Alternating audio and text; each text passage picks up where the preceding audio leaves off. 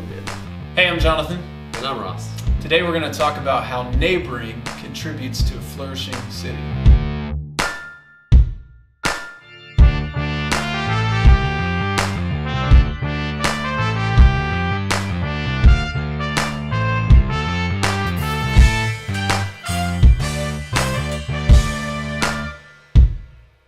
All right, so last month we talked about this idea of vocational stewardship, kind of rethinking our work, and that being a root of a flourishing city. So if there were kind of like two things that you could do pretty much all the time that would really transform your city if everybody did this. The first one is rethinking your work, thinking about your work in that vocational stewardship mindset. The second one is what we're talking about this month, which is loving your neighbor. Yeah, which is really cool because that's one of the core teachings of Jesus. Like, even if you're not a Christian, you're probably familiar with this idea of loving your neighbor as yourself.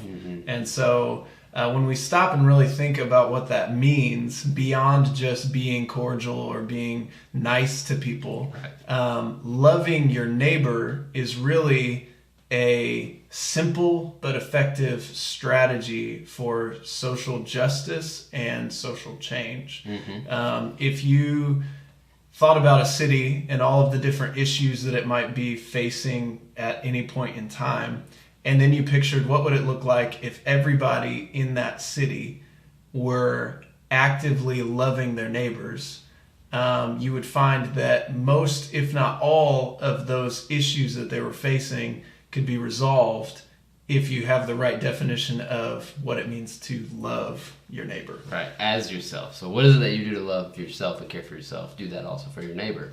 Right. That's a really important thing. Actually, we had a conversation with some church leaders and the mayor of our city a couple years ago. And that's exactly what he said. He said, what if you all just encourage your people to love your neighbor?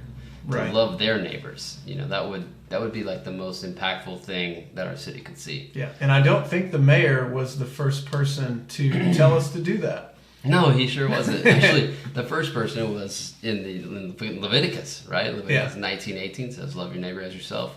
Jesus repeats it as half of the Great Commandment, and then Paul affirms it in Romans. And so this is like a theme throughout Scripture. And it's not just a strategy for social change and social justice, although it would be. It's also an opportunity to tell people who Jesus is. Right. You know, it's a great way to build relationships and understand what people's lives are, loving them, caring for them, and then being able to share what's most important to you.